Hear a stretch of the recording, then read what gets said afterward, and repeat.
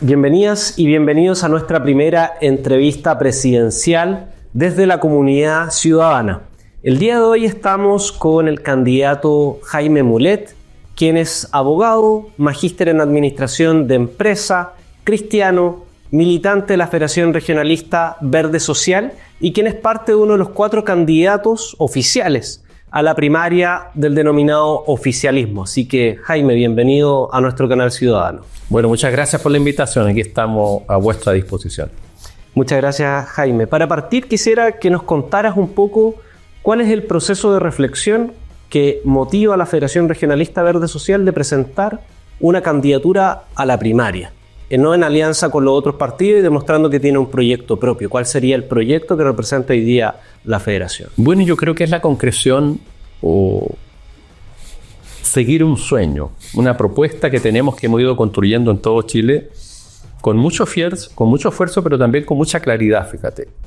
Nosotros siempre decimos somos distintos, no somos comunistas, no somos socialistas, somos regionalistas verdes y tenemos una mirada del país que la primaria nos permite, obviamente, darla a conocer masivamente y competir con otras propuestas que es las que están en este ámbito de la primaria del oficialismo. Fundamentalmente nos situamos en el siglo XXI, donde hay 2 líneas que nos gusta trabajar mucho: la profundización de la democracia y hacernos cargos de las debilidades de la democracia liberal, del socialismo democrático, lo que no alcanza, una promesa incumplida en muchos aspectos. Y por otro lado, para alcanzarla, que tiene que ver con una propuesta, si usted quiere, progresista, ya, pero donde hay deudas con sectores importantes de la sociedad. Y por otro lado, el tema verde y hacernos cargo de la crisis climática o la evolución climática y abordar con políticas públicas una crisis que ya está afectando y que afecta especialmente a los sectores más modestos si nos tomamos las medidas drásticas que hay que tomar. Entonces, nos diferenciamos de los otros partidos que estamos en competencia y tenemos esa propuesta que queremos dar a conocer en esta primaria. Ese es el sentido que tiene y, ¿por qué no?, ganar también la primaria si es posible. Eso dependerá de la ciudadanía, claro. Y uno de los elementos claves dentro de la federación es este componente verde. El otro día realizábamos un análisis de las distintas candidaturas que hay en el escenario presidencial y nos costaba identificar de forma justa de cuál es la referencia internacional que tiene la Federación Regionalista Verde. ¿Ustedes se reconocen dentro de parte de la tradición de los partidos verdes o más bien es un proyecto regionalista sui generis chileno al momento de... No, nosotros en eso hemos ido avanzando, Javier. Es un partido que parte primero en 4 o 5 regiones y estamos en todo Chile y se van incorporando. Por eso no somos una federación. Se van incorporando espacios y vamos construyendo y adecuándonos también a la legislación chilena para poder competir políticamente. Claro. Porque no es fácil que emerjan partidos nuevos, no es fácil sostenerse. Incluso ahora tú sabes que hay un proyecto para tratar de que no haya partidos nuevos que están proponiendo los socialistas, los PPD con la UDI y Renovación Nacional. Una cosa realmente brutal, poner barreras de entrada. No, nosotros hemos ido, yo te diría, gradualmente asumiendo con más fuerza los temas verdes. El conjunto principal en el origen era principalmente regionalista, con componentes verdes, que era un pequeño partido que había en Aysén, Somos Aysén, que es parte de nuestros partidos regionales fundadores.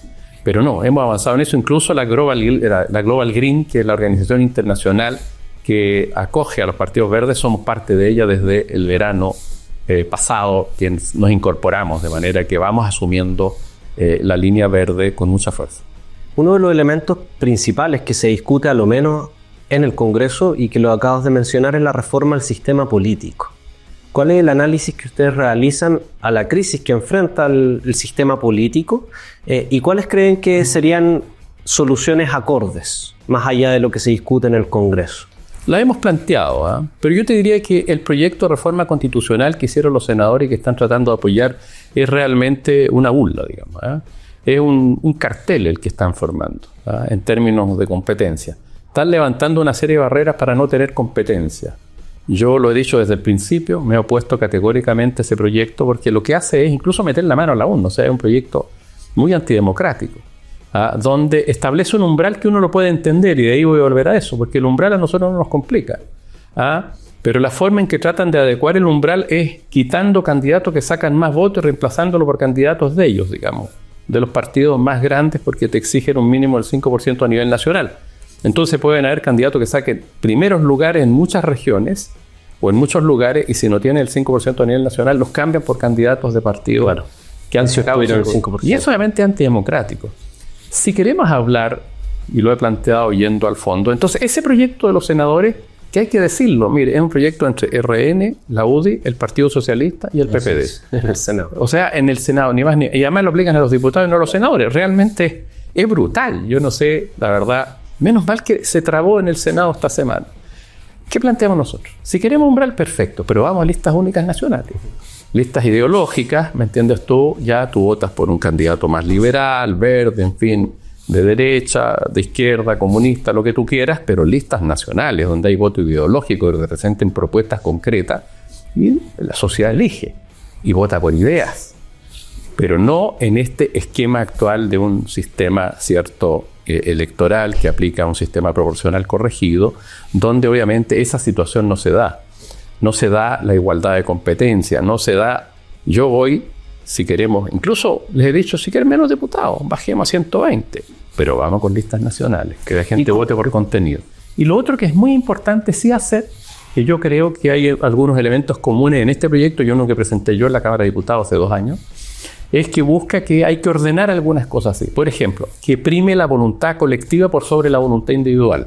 A través de, eso puede ser que los acuerdos de los comités parlamentarios sean respetados, los acuerdos de mayoría, cuando no hay unanimidad, o algunos aspectos de órdenes de partido, porque hay mucha negociación individual.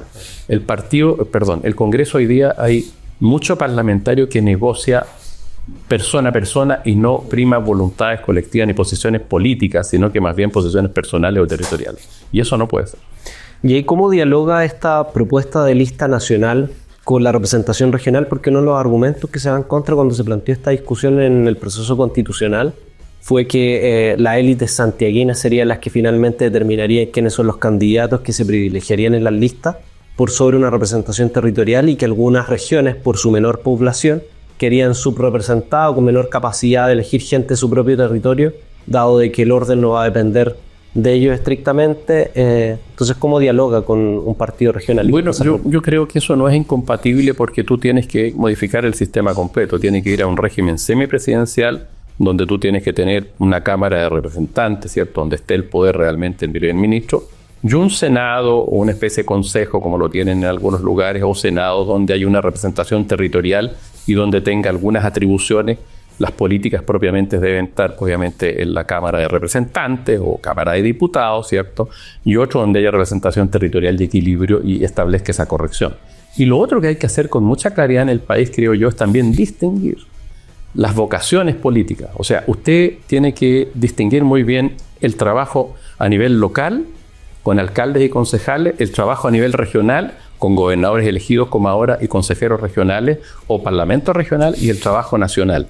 De tal manera que el diputado no sea concejal, no sea core, y no ande haciendo, digamos, gestiones, muchas veces compitiendo con los cores o compitiendo con los concejales, sino preocupado de la política a nivel nacional. Esa es la labor, preocupado del país y de las políticas a nivel nacional. Y la otra Cámara es la que tiene que representar proporcionalmente la región, digamos, de manera similar una región con otra, más allá de la distribución de la cantidad de población que tenga cada uno. Y uno de los elementos que usted menciona respecto a los gobernadores ha sido importante también respecto a la discusión o posicionamiento que tenía la Federación Regionalista Verde Social. ¿Cuál es la propuesta de transferencia de competencia a los gobernadores? Hemos escuchado que quiere eliminar la figura de los delegados presidenciales, pero más allá en términos, ¿cuáles debiesen ser esas competencias radicadas en el gobierno regional, ya sea con distribución de poder entre el gobernador y core? Chile sería un país mucho más justo, equilibrado, territorial, social, política, administrativamente, si nosotros regionalizamos o descentralizamos de verdad. Solo hemos elegido gobernadores después de 200 años de historia. Por primera vez tenemos la segunda elección y son gobernadores que tienen un poquito de atribución. Claro. Porque se mantienen los delegados presidenciales, se mantiene la forma actual de los CEREVI, etcétera. Se decide acá en el centro de la capital, ¿cierto?, la mayoría de las cuestiones que inciden en cada una de las regiones. Y eso tiene que terminar, y yo en eso lo tengo con mucha claridad. Acá no solo hay que terminar con los delegados, sino que hay que hacer un traspaso de funciones y de recursos a los gobiernos regionales presididos por una autoridad elegida democráticamente como el gobernador. La democracia consiste en eso, con control democrático cada una de las gestiones. Y la reforma del Estado que hay que hacer, algunos, yo digo, hablan de podar un árbol viejo y seco. Que dicen, vamos a cortar el ministerio de acá, vamos a fusionar esto otro. Lo que hay que hacer es sacar de la región metropolitana este conjunto de la capital del país de ministerios y servicios que están sobredotados y traspasar a cada una de las regiones estas áreas, obras públicas, vivienda, salud, educación, con mucha más fuerza. Se da la locura en este país donde usted tiene, por ejemplo, bienes nacionales, un ministerio que nadie le da mucha importancia, pero en Atacama es muy de las tierras, porque en Atacama tiene cerca del 60% de la propiedad de toda la región pública y tiene 3, 4 funcionarios que, ¿me entiende?, igual que en otras regiones donde no hay propiedad pública. Cada región tiene sus peculiaridades, hay que distribuir el poder y obviamente sacar los ministerios. Tiene que quedar la región metropolitana en la cabeza, ¿cierto? Pero hay que hacer una reforma de verdad, inteligente, profunda del Estado. No eliminar ministerios, hay que distribuirlos en el territorio de acuerdo a las peculiaridades de cada región. Y eso hay que hacerlo. Minería, bueno, estará con fuerza en el norte, en O'Higgins, pero en otras regiones no tanto. Me explico, yo creo en eso, la verdad. Y traspasar la función y los recursos. ¿Y qué cree que es una traba actualmente a ese traspaso de competencia en los regiones? Aquí vemos que no es un elemento de izquierda a derecha necesariamente, sino que pareciera ser que es de intereses de la capital versus élites regionales, ¿o no? Mire, desde que nació la República hemos tenido esta discusión, usted lo sabe. Desde que el país se funda. Hoy la región de Atacama juega un rol importante ahí. Lógico. 1851, 52. Bueno, un gallo ahí en la revolución de 1859. No, el general Freire. Y usted ve, después imponen a Portales en este país. Bueno, esa es una lucha constante, donde hay partes de la historia muy bonitas en Atacama, por cierto. Pero mire, los partidos políticos hoy día son el principal problema porque los partidos son centralistas. Los partidos tradicionales. Todos centralistas. Y son élites fundamentalmente de la región metropolitana o élites a veces que llegan de regiones y se transforman y obviamente concentran el poder acá. El 2015 hubo una reforma constitucional legal que permitió hacer partidos de una región. Nacieron como 8. Entre otros, una de las bases de la Federación Regionalista Verde Social, el Frente Popular Regional de Atacama, que lo fundé.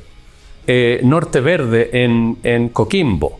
Gualmahuén en Temuco, Miras, un movimiento regionalista verde que hizo Alejandra Sepúlveda, partido político de una región, partido magallánico, regional de Magallanes, varios, Somos Aysén en Aysén, duraron un año. ¿Por qué? Porque se cambia la ley inmediatamente cuando llega el ministro del Interior Burgos en el gobierno de Bachelet, cambian la ley y todos los partidos de acuerdo la cambiaron y prohibieron los partidos de una región. ¿Por qué? Porque estaban haciendo con fuerza. Nosotros incluso ganamos varias concejalías, alcanzamos a competir en una elección. Digo eso porque el poder de los partidos tradicionales es lo que más trabaja. Y el poder económico que le conviene decidir, la élite le conviene tener todo centralizado, no distribuir. Y respecto al poder económico, ¿cuál es la visión de ustedes respecto a la economía en Chile? ¿Cuál crees que es el rol fundamental que tiene el presidente en materia económica? A ver, el presidente de la República, tenemos un Estado débil, que no representa más del 20% de la economía del país. Hoy día lo que resta el Estado desde el punto de vista de la economía. Chile es un país donde está todo privatizado, de manera que el rol del presidente de la República es más bien limitado en ese aspecto, pero obviamente tiene mucha fuerza a través de propuestas legislativas o decisiones que tienen que ir tomando. Por ejemplo, la Estrategia Nacional del Litio, que hoy día se cuestiona, o el rol del cobre a propósito de Codelco, o propuestas de orden tributario, etcétera. Sin duda tiene, obviamente, una fuerza, más bien política, pero no una fuerza económica del Estado como tienen otros países. Y siempre tiene, particularmente los gobiernos que son más progresistas, enfrentan una élite económica que siempre trata de, obviamente, influir para que no se hagan transformaciones profundas. Y respecto a la Estrategia Nacional del Litio, considerando que usted es diputado, representante de una zona como es la región de Atacama, ¿cuál es su evaluación respecto a la Estrategia Nacional del Litio y especialmente del contrato entre Codelco y Soquimich?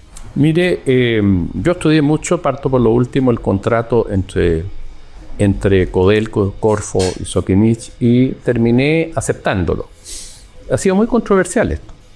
¿Por qué? Porque dada la coyuntura política, económica del gobierno del presidente Boric, ¿Qué podía hacer? El gobierno del presidente planteó que iba a crear la Empresa Nacional del Litio. No tiene recursos y no tiene apoyo en el Parlamento para avanzar legislativamente. SQM, porque en el último gobierno Bachelet le entregan una cantidad importante de 349.000 toneladas de litio equivalente, le prorrogan el contrato, tiene contrato hasta el 2030. Entonces, el gobierno tenía que ver cómo se metía en la explotación del litio. Y creo que dado el contexto político y el contexto económico, el acuerdo que se hace con SQM, con Codelco, ¿cierto?, en orden a administrar esas pertenencias mineras con una sociedad mixta donde Codelco tiene mayoría, es un acuerdo posible que creo que no es malo dado ese contexto que le doy. Además, desde el punto de vista, y esto lo que a mí más me ayudó a tomar mi decisión, porque era una decisión compleja, por lo menos de dar o no el apoyo, el consentimiento. No soy parte del contrato, pero me interesa. El convenio le permite a Chile llegar a captar hasta el 85% de la renta económica del proyecto, a través de la mitad de las utilidades más uno, a través de la renta de arrendamiento, que también va para el Estado de Chile, a través del royalty, que también tienen que pagar, de manera que creo que desde el punto de vista de la captación de renta no era malo. El problema era la historia de SQM y todo lo que significaba que nos complicaba. Pero el presidente planteó la estrategia del 2023 o 2022 y se señala en esa estrategia que se va a conversar con SQM o con Albemarle para ver cómo el Estado se incorpora, en fin. Y creo que al final fue un acuerdo posible, creo que no es malo.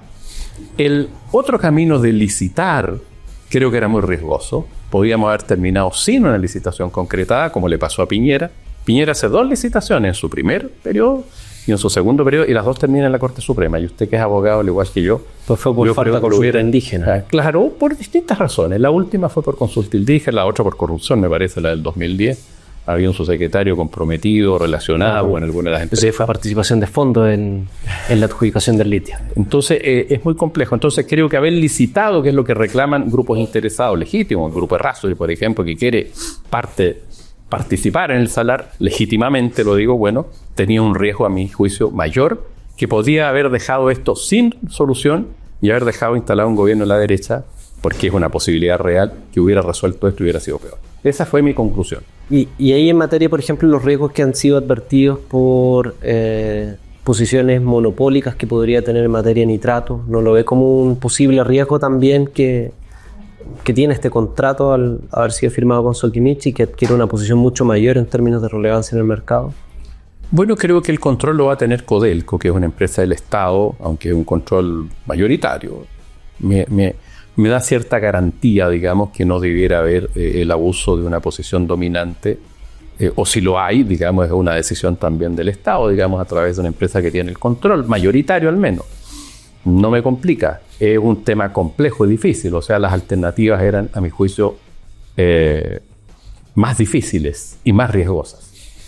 ¿Cómo respecto a la Estrategia Nacional del Litio en general, considerando que representa una región donde hay salares, sí, y también a un partido verde, cómo enfrentan o cómo enfrentaría como presidente las tensiones que se producen entre las comunidades, en algunos casos indígenas, pero también comunidades aledañas a estos salares que manifiestan una protección de lo mismo respecto a la implementación de la estrategia, que en algunos casos implica la explotación de salares que hasta el día de hoy no están explotados?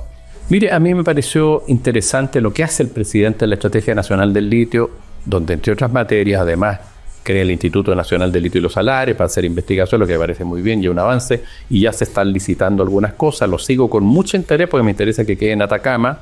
Ya acordaron que va a quedar en una parte en Antofagasta y otra en Atacama. Por lo menos está dando la lucha en ese sentido y se está avanzando. Pero también incorpora que un tercio de los salarios no se pueden tocar.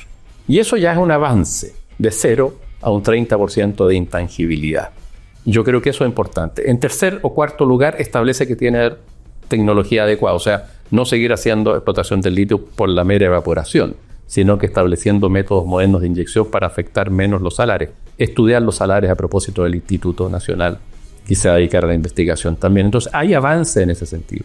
Pero obviamente tenemos que ver cada uno de los proyectos para ver la situación ambiental. Por ejemplo, dejaron dentro lo que es realmente brutal, como un salar posible de explotar Laguna Verde, que es una laguna maravillosa que hay en el altiplano de la región de Atacama, con aguas turquesa, preciosa, que es uno de los símbolos del turismo en la región de Atacama, y estamos tratando obviamente de defendiéndola para que no permita la explotación. Ahora no hay ningún proyecto que avance significativamente hasta ahora, salvo el de Maricunga, que viene ya avanzando hace mucho tiempo, y la propuesta que está haciendo Enami en un conjunto de salares en la zona más alta, que todavía están con los estudios previos, particularmente los estudios, las aprobaciones indígenas, digamos, los estudios, y recién haciendo los contratos, los CEOLES, digamos, que son necesarios, los contratos de explotación del litio, que son necesarios. O sea, están partiendo, pero tenemos que estar alerta. Y en materia de minería, ¿cuál es su posición respecto al rol del Estado en darle valor agregado a determinadas industrias como la misma del cobre a través de fundiciones o bien la del litio, y que había una polémica en estos últimos días respecto a un supuesto retiro de las empresas BID y otra empresa china, que fue desmentido esta misma semana por parte de la embajada china? Pero ¿cuál cree que es el rol del Estado en darle valor agregado a estas industrias claves para la economía chilena? Y Chile ha perdido durante los últimos 30 años la participación, particularmente, y parto con el cobre, en fundición y refinería. Chile exporta 5,5 millones aproximadamente de toneladas de cobre al año, los últimos años. Hoy día exporta 4 millones de esas 5,5, un poquito más de 4 millones en cobre concentrado, o sea, en tierra con cobre. Y eso es extremadamente grave. En que se lleva oro y molibdeno y varias cosas. Mi propuesta de gobierno, con claridad, establece como uno de los aspectos muy importantes en esta materia, 2 nuevas fundiciones, que las vamos a licitar inmediatamente. Asumamos el gobierno, sé que soy presidente de la República, y lo digo con mucha claridad y convicción. No me cabe la menor duda que el negocio del concentrado penetró durante los últimos años y liquidó y está liquidando la industria de la fundición y refinería en nuestro país, porque apareció este negocio, aparecieron operadores de concentrado donde parte de la utilidad queda en ese negocio. Y estamos perdiendo miles de millones de dólares en esta materia. ¿Por qué? Y trazabilidad ambiental, que también es muy importante, porque por cada barco de concentrado que se va, usted en el fondo lleva 2/3 de tierra. Tierra que obviamente es inerte en su mayoría, pero que también lleva trazas de renio, de tierras raras, de oro, de platino y otros metales nobles. Entonces tenemos que recuperar esos otros minerales, metales, ¿cierto?, que van en el concentrado, y es muy importante, y exportar cobre con 99,99% cobre fundido y refinado. Tenemos que tener las plantas de recuperación de metales nobles para recuperar esos metales, y por cada barco que mandemos nos vamos a ahorrar 2 barcos más que van a llevar ese material inerte. Vamos a arreglar la huella de carbono. Podemos tener fundiciones con energía verde perfectamente. En el norte hay mucha energía verde, fundiciones de delantal blanco, como las hay en algunos países de Europa, en la misma China, y además geopolíticamente es muy importante, porque hoy día China tiene el 65% de las fundiciones de cobre, de manera que si seguimos así va a terminar imponiendo el precio del cobre, era un producto de acá. Entonces en eso yo estoy muy claro. Y en el litio, bueno, lo mismo, era interesante. Pasó esto esta semana, que lo desmintieron ayer, ¿cierto?, respecto a que China no ha decidido no invertir. Ya había armado un escándalo mucha gente, pero creo que eso tenemos que agregar valor, o sea, eso es lo mínimo. Lo del cobre, perdón que insista, es una vergüenza lo que ha pasado en el país. Es realmente una vergüenza que exportemos piedra hoy día. Fíjense que en el siglo XIX, perdón que haya una cosa histórica, estoy poniendo muy largo, pero en el siglo XIX exportábamos cobre fundido, claro, y hoy día exportamos piedra. Más fácil. Y en esta discusión también ha aflorado en el Congreso y en la opinión pública este concepto denominado permisología, que como neologismo no tiene mucho sentido, pero que se ha impuesto en términos de regular determinadas materias. ¿Qué opinión tiene usted respecto a los proyectos de ley que se están tramitando actualmente en el Congreso, y cómo ve esta discusión respecto a los permisos? ¿Tiene sentido o no tiene mucho sentido? En algunos casos puede tener sentido, pero en la mayoría no. Lo que hay es que una presión de las empresas, fundamentalmente del sector privado, por desregular. Yo no tengo problema en acortar los plazos, en muchos aspectos, que perfectamente usted puede ir más rápido. Porque, por ejemplo, Javier, un APR se está demorando, un agua potable rural, se está demorando entre 6 y 8 años. Y eso me parece inmoral, para serle bien honesto. O sea, usted no puede un proyecto que le va a llevar agua para cumplir y satisfacer un derecho humano como es el acceso al agua, no puede estar 8 años esperando, porque eso hay que acortarlo y eso hay que resolverlo. Hay distintas maneras de resolver eso. Ahora, si usted va a levantar cuestiones de orden ambiental, va a transformar estudio de impacto ambiental o declaraciones por simple declaraciones juradas, eso hay que tener. Obviamente no estoy de acuerdo. Creo que hay que cortar plazos, hay que simplificar en muchos proyectos, pero usted no puede dejar de lado la cuestión ambiental. Por eso lo estamos observando con mucho cuidado, el proyecto de permisología. Ahora hay una presión de las grandes empresas siempre por simplificar, pero más que simplificar, muchas veces decir, mire, la verdad es que quieren imponerse, digamos, provocando graves desastres, como ha ocurrido en este país con distintos proyectos. Entonces, lo observamos con mucha claridad. Lo otro que hay que avanzar en el país en esta materia es en taxonomía verde. Es muy importante ir determinando y poniendo de acuerdo a la sociedad qué cosas perfectamente se pueden hacer sin cuestionamientos previos. Se fija, y tener esa nómina de proyectos que no tienen cuestionamientos ambientales para, en ese tipo de proyectos, avanzar muy rápido, y en los que tienen problemas ambientales, avanzar muy lento, para no equivocarse y no generar grandes catástrofes o desastres. Uno de los elementos ligados a la economía también es las tensiones geopolíticas y el avance hacia un mundo multipolar. Y sabemos que una de las atribuciones que es eminentemente presidencial es la política exterior del país. ¿Cómo usted se situaría en este escenario de tensiones, al menos entre las dos grandes potencias mundiales de China y Estados Unidos, a los cuales a su vez son el primer y segundo socio comercial de Chile? ¿Cómo enfrentaría esa tensión? Mire, yo creo en el multilateralismo, la verdad. Creo que en eso el presidente Boric se ha manejado bien. Comparto la forma en que ha estado manejando, particularmente después de la asunción del presidente Trump, con quien fue bastante crítico el presidente, ahora va viajando a la República Popular China. En el fondo, el multilateralismo nos permite a un país pequeño como nosotros, dependiente también en parte importante de su economía de la exportación y de un conjunto de tratados comerciales, mantener la mejor posición.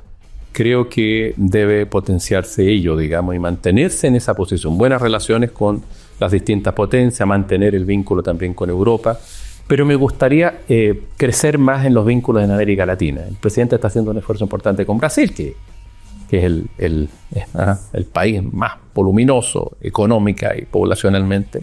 Me parece importante la relación que hay con Lula, pero yo potenciaría más la relación en América Latina, como se ha intentado. Pero ¿Y qué instrumento internacional ocuparía? ¿La UNASUR, la CELAC? ¿O qué presidente usted considera actualmente podrían ser importantes aliados de un futuro gobierno? A mí me gusta mucho la relación que se construye con Lula, particularmente con Petro también. No me gusta la situación de Venezuela. Yo creo que Venezuela se ha transformado en una dictadura.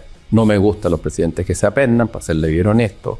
Y en eso, cuando empiezan ya a reelegirse 4 o 5 veces, ya a modificar constituciones para quedarse, son gobiernos que a mi juicio entran en situaciones autoritarias por distintas razones, pero obviamente no comparto. Mi impresión es que igual va a haber que relacionarse con Perú, digamos, cuando se estabilice. Hoy día hay una presidenta reemplazante, debería haber elección, entiendo que el próximo año. Pero hay que mantener las relaciones igual con los vecinos, igual en Argentina, igual hay que relacionarse, pero creo que poco se puede construir, digamos, como un país que tenemos una frontera de, no sé, de 5.000 kilómetros, no recuerdo el número exacto de kilómetros, pero serán unos 5.000. Creo que es muy importante mantener igual buenas relaciones diplomáticas, consulares, pero no vamos a llegar muy lejos en compenetrar, creo yo, un trabajo conjunto del punto de vista económico, buscar una manera de construir unidad latinoamericana. Lo veo difícil, porque los vínculos de Milei están como con Trump y otra gente que yo tengo diferencias notables. Y ahí una invitación que recibió el presidente Boric para julio es participar en la cumbre de los BRICS. ¿Usted apoyaría el ingreso de Chile a los BRICS? Yo creo que si no complica el resto de las relaciones multilaterales, lo tendría que estudiar a fondo. No me complicaría. Me gustan los BRICS porque ahí está Brasil, ¿cierto? Ahí está Rusia, ahí está Irán, ahí está BRICS China, ¿cierto? Y Sudáfrica. Creo que es interesante, pero eso está en la lógica de los países no neutrales, de alguna manera, que en algún momento se manejó cuando el mundo estábamos en una lógica bipolar, que tampoco me disgusta, pero creo que hay que estudiarlo con mucho cuidado, ver las consecuencias que puede producir. Pero es un grupo importante que se está manifestando, digamos, más bien en contraposición a Estados Unidos y no a China, porque China forma parte del BRICS. Entonces creo que hay que tener ojo en eso, no lo haría si lo haría, lo tendría que estudiar y profundizar más. ¿Y cuál sería su posición respecto a nuevos tratados de libre comercio en Chile o alianzas multilaterales mayores en materia comercial? Mire, yo creo que está bueno tanto tratado de libre comercio, porque creo yo, fundamentalmente tenemos que también apostar al crecimiento endógeno. Yo creo que está bien esta economía exportadora, ¿cierto? De cobre, de minerales, porque tenemos ventajas competitivas, está bien, pero más verde, fundido y refinado, con mayor valor agregado. Lo de los salmones con más cuidado, lo de los forestales, bueno, forestería responsable, en fin. Pero también tenemos que ir al crecimiento hacia adentro del partido. Ese crecimiento endógeno, buscar soberanía agroalimentaria, buscar soberanía energética. Se fija usted, apoyar a la pequeña empresa, la agricultura familiar campesina, la feria, el taller. Esa economía o desarrollo a escala humana del que habrá Manfred Magnitt nos gusta mucho y tenemos también que potenciar ello. Y ello no depende tanto de los tratados. Tenemos que no solo depender de eso, sino que ir desarrollando esta otra economía, donde hay mayores niveles de felicidad, mayor protección del medio ambiente, mayor distribución económica también, no se producen estas grandes concentraciones de riqueza. Nos gusta mucho la economía o el desarrollo a escala humana y lo vamos a potenciar. Si yo soy presidente, lo vamos a potenciar. No podemos despreocupar lo otro, porque obviamente da ingresos, estamos inmersos en el mundo, pero yo creo que en los últimos años se ha despreocupado la parte de la economía a escala humana y de los pequeños emprendedores. Ese es el país que nosotros queremos construir. Ahí hay mayor protección ambiental también. ¿Y ahí qué posición tiene respecto a la industria forestal de los monocultivos de pinos y eucaliptos que a veces se constituyen, de hecho, en las regiones, por ejemplo, de Biobío o Gualmapu, en una amenaza al propio desarrollo de la agricultura? Pues son terrenos que antes eran tierras fértiles y han sido desecadas. Ahí hay una situación bastante grave. Fíjese que yo tuve una interpelación en la Cámara con el que era ministro Briones y entre otras cosas planteé exactamente eso. El desarrollo de nuestro país durante muchos años se ha construido en base a la minería irresponsable, dejando o provocando zonas de sacrificio, enfermedades, en fin, a la forestería irresponsable, a la salmonicultura irresponsable, y es lo que hay que ir cambiando. Por ejemplo, en la forestería tiene que haber, obviamente, consecuencias, porque se van secando las áreas aledañas, se van liquidando los caminos, se van afectando a terceros. Lo que los economistas dicen externalidades negativas, ¿ah? Y esos son los daños que provoca una entidad económica que tienen que hacerse cargo la propia empresa que la provoca. Entonces, no es una externalidad negativa, resulta que se secó el resto de los predios vecinos donde está el pueblo mapuche. ¿Es una externalidad? No, es un daño provocado por las empresas que tienen que hacerse cargo. Entonces, obviamente tengo mi visión en eso y le digo, me acordé de esa interpelación porque fui muy claro en eso. En varias áreas. La salmonicultura lo mismo, liquida a los pescadores artesanales. La agroforestería genera estos desastres en los predios vecinos y ocupación de agua más allá de la natural porque son especies exógenas. La minería. Eso tiene que existir, pero respetando a las comunidades. Y propongo en el programa de gobierno además que paguen impuestos en las regiones donde provocan los daños. Y en materia ya social, ¿cuál es su posición respecto a la lista de espera? ¿Qué medida adoptaría usted para...? Aquí tengo una medida distinta. Yo soy de los que se acuerda siempre de una frase que le atribuyen a Deng Xiaoping, que dice, no importa el color del gato, lo importante es que case ratones. Yo creo que si el Estado no tiene capacidades para atender las listas de espera, y hemos ido generando 3 millones de personas que están esperando, lo que es brutal, por distintas razones. Está la inmigración, está la pandemia, hay razones que explican, digamos, el atraso, pero yo no tendría problema en que FONASA, el Fondo Nacional de Salud, ¿cierto?, licite y incorpore al sector privado para resolver las listas de espera. No me complica. Pero en parte se hace, ¿no? En parte, pero ¿No cree ahí de que estaría dispuesto a establecer una fijación de precio máximo, por ejemplo, para efectos de...? Hay que regular los precios, hay que establecer una banda de precios, lo hemos estudiado, lo he hablado con algunos médicos, con el doctor Palma, que trabaja con nosotros, que entró a nuestro partido, dicho sea de paso el diputado, lo he hablado con otros parlamentarios de la Comisión de Salud, porque es un tema muy grave. Y una de las fórmulas es, claro, contratar prestaciones del sector privado. Fíjate que hay sector privado que, ya he estado estudiando el tema, cuyas prestaciones son más baratas que las que paga FONASA al sector público. Entonces, yo no tengo ese problema. La gente que está sufriendo, si el Estado no tiene la capacidad, por distintas razones, que se provea de servicios privados, me parece correcto. Yo distingo una cosa, Javier. Yo digo aquí hay temas de interés público y de interés privado. La salud es un tema de interés público. Claramente, el Estado tiene que hacerse cargo, claramente. Pero el proveedor no necesariamente tiene que ser una empresa o un servicio estatal. Puede ser privado, pero el interés público. Y lo tiene que proveer el Estado. Obviamente a precios razonables. Y eso yo creo que se puede controlar. Hay instituciones que no persiguen fines de lucro en salud, por ejemplo, la Asociación Chilena de Seguridad, las mutuales que tienen hospitales y tienen una serie de servicios. Hay un lucro encubierto a veces. A veces, pero fíjate, y si me dan precios más baratos que los que le cuesta al Estado, ¿cuál es? Claro, es el negocio contra las y nosotros arreglamos la lista de espera, que es lo que tenemos que hacer. Es una vergüenza la lista de espera. Hay gente que se muere todos los días. Y en materia de educación, ¿está de acuerdo con el fin al CAE o condonar el CAE? ¿Qué posición tiene respecto al proyecto presentado por el gobierno en esta materia? Mire, me gustan todas las condonaciones, pero depende de la lista de espera. Usted me dice, mire, los jóvenes que se endeudaron, claro, tan injustamente, con intereses elevados. Yo estudié con crédito fiscal. Pagué 10 años de crédito fiscal, puede pagarlo. ¿Ya? Tenía el 95% de crédito fiscal, o el 90%. Entonces pagaba al contado el 5, el 10%. Y después de 10 años, tenía trabajo, puede pagar perfectamente. Gracias a Dios. Entonces, tengo esa legitimidad, si usted quiere, en esto.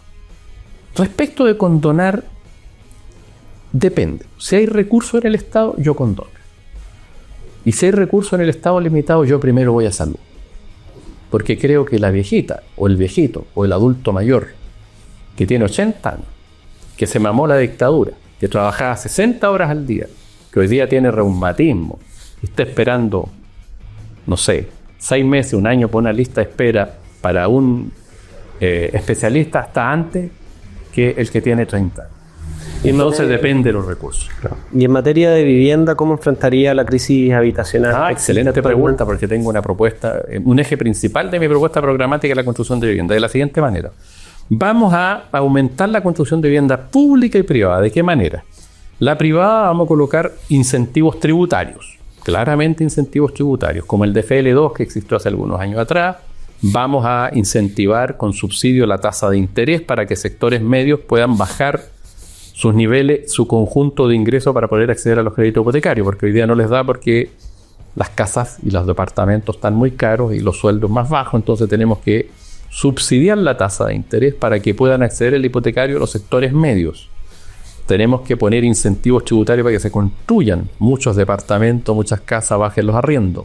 Y desde el punto de vista de la política social, que este gobierno en materia de vivienda tiene una meta razonable, tenemos que aumentar esa meta con más recursos, con un plan de suelo, que es el problema principal, y deberíamos construir, hoy día Chile está construyendo el orden de 100.000 viviendas al año entre las sociales y las privadas, y debemos llegar a 150.000 al año. Es un tema grave, ayuda a impulsar la economía, genera empleo, no nos cuesta tan caro porque recuperas impuestos por IVA, en fin, porque obviamente aumenta el volumen de construcción y resuelve un problema social, empieza a resolver. La idea que tenemos es poner la política de vivienda en el eje de la discusión pública, como los jóvenes que hicieron la educación.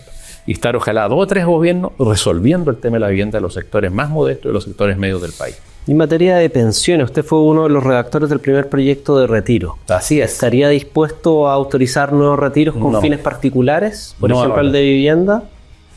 Puede ser, los préstamos de vivienda o de salud es algo que uno debiera poder abrirse.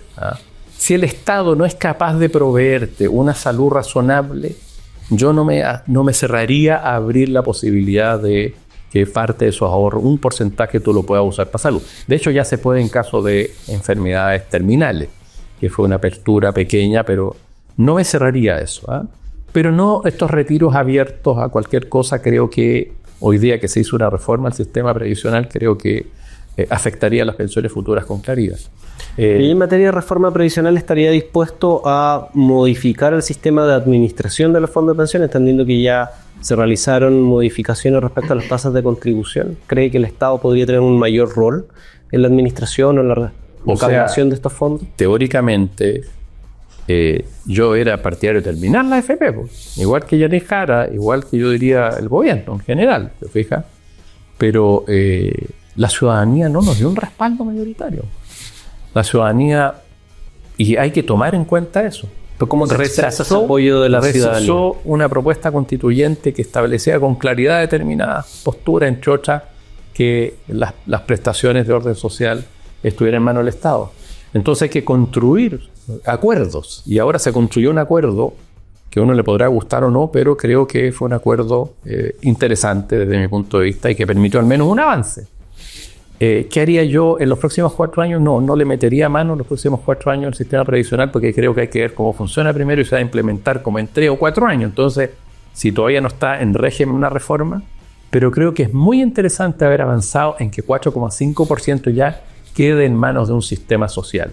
Hay que ver cómo anda, cómo funciona, y yo creo que en el futuro perfectamente eso podría variar e ir aumentando la participación. Pero hay que demostrar que se hace bien también, pero no hacer de inmediato un cambio. Creo que eso generaría cierta inestabilidad que creo que no es conveniente mientras todavía no esté implementado y uno no ve cómo funciona. Eso significaría 6 años más aproximadamente en la implementación. Yo creo que usted no tocaría la reforma de pensión en su gobierno. En general no, o sea, le quiero ser bien claro, como tampoco haría una nueva constitución y llamaría a un proceso constituyente en los próximos 4 años, no. Sí reformas, hay 4/7 se pueden hacer reformas, pero no, creo que hay una situación donde hay que de alguna manera estabilizar un sistema, y la ciudadanía, por ejemplo, en el tema constitucional se pronunció 2 veces. En 2 proyectos distintos que todos, sabemos, y fueron rechazados. Entonces creo que, por lo menos yo no estoy en esa disposición. Creo que no es prioritario lo constitucional.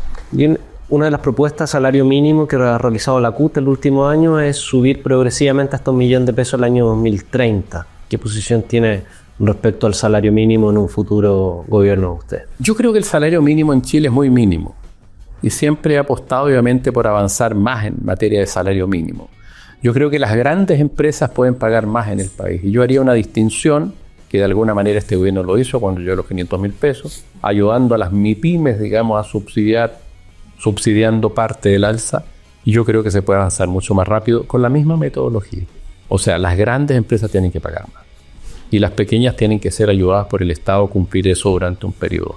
Yo soy de los que creo que tiene que subir el ingreso mínimo. Y hay otra materia en derecho al trabajo que fue parte del programa de gobierno, pero que hasta el día de hoy no se ha materializado en la presentación de un proyecto de ley de negociación por rama multinivel. ¿Usted apoyaría ese tipo de negociación? No tengo claridad en eso, Javier. Para serte bien honesto, siempre he sido en general partidario de la negociación por rama, que es un deseo y un planteamiento de los trabajadores desde, durante muchos años, 30 o 40 años el planteamiento, pero tengo mis dudas hoy día si en el actual escenario donde hay mucho pequeño empresario, mucho autoempleado, es un tema más complejo hoy día. La negociación por rama se daba con mucha claridad cuando habían industrias, digamos, relativamente similares y habían sectores, pero esto hoy día es mucho más diverso. No tengo claridad, le respondo con esa neutralidad. Porque existía negociación por rama cuando de hecho existía más informalidad laboral en Chile. Pero hablábamos de la negociación por rama, por ejemplo, de los talleres, de los mecánicos, de determinadas actividades. El sector público. Claro, no el sector público. El sector público negocia por rama. Claro, pero yo creo que hay una diversidad hoy día que hay que ver con mucho cuidado la negociación por rama. Pero sí promuevo la negociación colectiva, intraempresa. Me parece que hay que avanzar mucho más. Creo que lo lógico, y mi mirada en esto tiene que ver con la participación en las utilidades. Mi idea, por lo menos, de mejorar las condiciones y la relación entre trabajadores y empleadores va por el lado de participación en las utilidades. Y creo que la gratificación es el camino, pero no como está en la ley, que todo... Se eliminaría la gratificación legal. Por ejemplo, que la gratificación legal que evita pagar es como una manera, ¿cierto?, de no pagar gratificación. Entonces, ahí es donde hay que provocar, sobre todo, los convenios y los acuerdos entre trabajadores y empleadores de que parte de las utilidades, que la productividad, por ejemplo, se aumente en una empresa, participen los trabajadores del aumento de la productividad en las utilidades. Creo más en esos acuerdos que hay que promover en las relaciones dentro de las empresas y en los compromisos de participación en las utilidades. Creo que eso es muy beneficioso para la economía en general. Acuerdos entre trabajadores y empleadores con ese objetivo. ¿Y el Sistema Nacional de Cuidados, que ha sido una de las propuestas que el gobierno ha posicionado, qué posición tiene? Me encanta. Creo que uno de los hitos que va a dejar, o de los legados, aunque hoy día es muy chiquitito, pero ya se colocó. Es un nuevo sistema. Un nuevo sistema social. El Sistema Nacional de Cuidado lo he visto en Atacama, he visto programas pilotos, me encantó. Creo que es muy justo por lo demás. La ayuda que se da, por ejemplo, a las cuidadoras, muy interesante, y he conversado con ellas muchas veces. Los permisos para salir, esa gente que está prácticamente obligada a estar 24 horas con personas que están en situaciones complejas. hijos, padres, en fin, las visitas que hacen los médicos, especialistas, manicure, etcétera, y los permisos, el apoyo económico a cuidadores, me gusta. Creo que es un sistema que hay que consolidar a todos quienes están en esa situación. Creo que es muy humanitario, creo que es una gran cosa. Y en materia también de Sala Cuna Universal, ¿está a favor del proyecto que se está tramitando en el Congreso? ¿Estaría dispuesto a apoyar un postnatal de 1 año o de establecer coparentalidad respecto al ejercicio del derecho al postnatal para que también lo puedan ejercer los hombres? Me gusta la coparentalidad, creo que es perfectamente posible, creo que debiera ser alternativo, te fijas tú, en eso jugar con las distintas alternativas. Ahora la Sala Cuna también es fundamental. De hecho, estamos promoviendo una política de natalidad donde el primer derecho que hay que garantizar es Sala Cuna Universal para las personas que obviamente... hoy día mucha gente no tiene familia, no tiene hijos porque obviamente le complica, está obligada a ir a trabajar. Tenemos que tener eso, incluso asegurar la educación superior, una asignación familiar especial para la gente que se decide a tener hijo o hija. Tener preferencia en el acceso a la vivienda. Caí en el tema de la natalidad, que es muy importante, pero creo que hay que dar todas las facilidades en ese sentido para que se procree, y las personas puedan trabajar, y también el rol entre parejas, hombres y mujeres, otro tipo de parejas, sea obviamente alternativo respecto al cuidado de los hijos. Para ir finalizando, ¿cómo ve a la oposición hoy día al gobierno? ¿Cuál cree usted que es la forma en que el oficialismo debiese enfrentar la emergencia de la ultraderecha que ha ido ganando terreno y que podría incluso llegar a la segunda vuelta y podríamos tener en el país un presidente ultraderecha? A ver, es una derecha muy dura, muy compleja, es una ola internacional, uno ve que no solo pasa en Chile, y creo que han sido tremendamente irresponsables, digamos, aprovechándose de la situación de la inmigración, de la situación de la seguridad pública. Le han ido hablando a la gente desde la perspectiva del temor, y han ido convenciendo a un sector importante de la ciudadanía que la pasa mal con la seguridad, porque evidentemente hay problemas graves en materia de seguridad. La inmigración provocó un cambio muy importante, se colapsaron los servicios de salud, de educación, los servicios sociales en general, y la gente que estaba en nuestro país vio de alguna manera su situación deteriorada. Hay que hacerse cargo de eso. Yo creo que el mundo oficialista en general no actuó con la rapidez que debió actuar en esta materia. Creo que hay que cerrar los flujos migratorios o impedirlos, cumpliendo obviamente el Estatuto de Derechos Humanos en esta materia, pero creo que hay que tener en ese sentido poca diligencia. El presidente Piñera fue a llamar inmigrantes, llegaron 800.000 venezolanos llamados por Piñera a vivir al país, y tiene la principal responsabilidad. ¿Cómo se produce ese cierre de fronteras? Que ha sido porque... Claro, es fácil de comprenderlo cuando se dice hay que cerrar los pasos ilegales y todas las personas manifiestan que están relativamente de acuerdo con esa decisión, pero la mayoría de los migrantes entra por los pasos habilitados y luego se queda en situación de turista y pasa a una situación de migración irregular cumplido el paso. ¿Cómo enfrentar esa medida? Y otros entran por pasos inhabilitados, digamos. Pero entendiendo que el problema del paso inhabilitado es de común acuerdo solucionarlo. ¿Cómo enfrenta que la mayoría de la migración entra con visa turista? Claro, la mayoría. Lo primero que hay que dar son las señales políticas, y este gobierno no la ha dado, ni el gobierno anterior tampoco. La primera señal política es decir, miren, Chile no caben más inmigrantes en el volumen que están llegando, y esa señal política hay que darla. Piñera la dio en un sentido, fue a buscar inmigrantes. Este gobierno muchas veces dice, miren, no hay inmigración mala, en fin, la tolera. Yo haría algo distinto. Yo diría, ¿sabe qué? En Chile ya se nos llenó la casa. De manera, la señal política. Obviamente la vía de hecho es compleja. Digamos, usted no la puede hacer. Además es ilegal internacionalmente. Pero usted tiene que dar las señales políticas con claridad. A sectores de derecha le conviene mucho que lleguen los inmigrantes porque bajan los salarios. Y eso es lo que pasó en este país, los sueldos. Y eso la gente lo percibe. Entonces aquí muchas veces se habla, pero no se hace. No se toman las medidas correctas o no se toman las medidas para disminuir los flujos. Yo creo que hay que dar las señales políticas, lo primero que hay que hacer, y obviamente cumplir con las normas legales y con las normas internacionales en la materia. Y para ya cerrar, considerando de que es un candidato a una primaria oficialista, claro, ¿cuál cree que serían los elementos que distinguen su candidatura a las candidaturas del Partido Comunista, del Frente Amplio y del denominado socialismo democrático? Bueno, mi propia historia, diría yo, mi ideología, mi postura de ser un hombre creyente, y mi propuesta política que hemos desarrollado con un conjunto de personas en el regionalismo verde.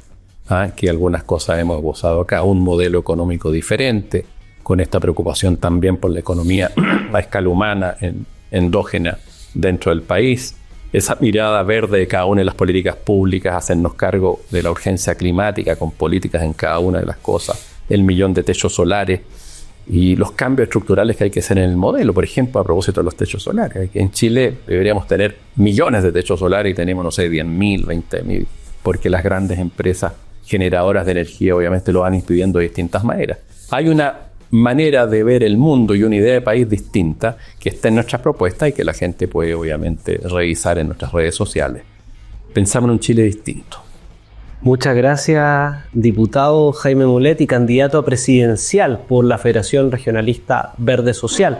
Así que, comunidad ciudadana, les invitamos a revisar, por supuesto, este capítulo y también estar atento a las próximas entrevistas presidenciales. Muchas gracias. Muchas gracias a usted.